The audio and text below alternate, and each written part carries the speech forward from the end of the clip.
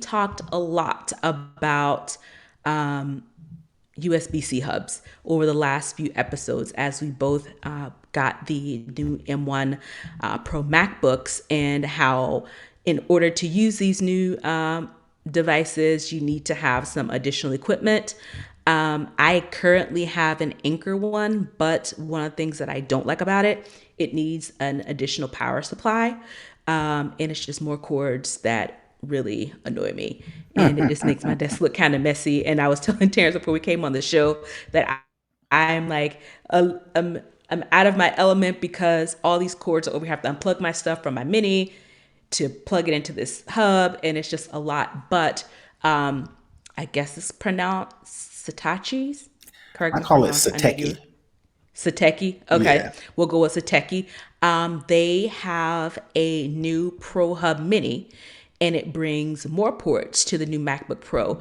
It normally costs about $70, but right now you can get it for 25% off by entering Pro Hub when you get ready to check out. So a little bit of specs on this hub. The one, because Terrance and I were talking about this earlier in the week, and he sent me one of the Satechi's version, the one that he has, and I was going to order that. I never got around to it because the week kind of got away from me, and then I saw this. This one is a little bit more streamlined, but some of the specs are: it has one USB C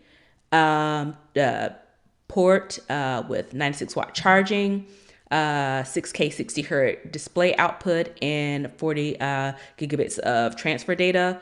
It has two USB A data ports with up to 5 gigabits, and it has 1 gigabit Ethernet port, one USB-C data port, and one audio jack port. Now, with this hub, it does take up two of your USB-C ports when you plug it in, but you pretty much get that on the back end with the ports that are actually inside the hub as well.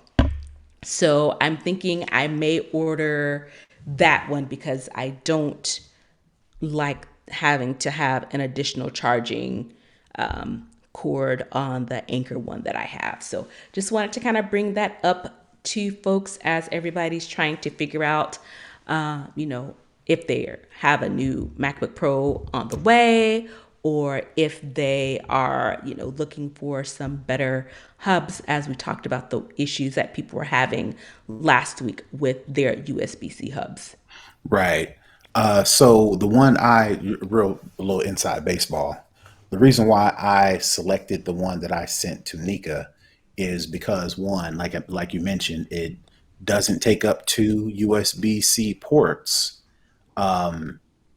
But the one that Nika selected looks like it's a part of the MacBook versus the one that I have kind of jettisons off to the side with an extra cable, and then then it has the hub, and then you plug the connections to the hub versus the one Nika has kind of resembles more of a dock.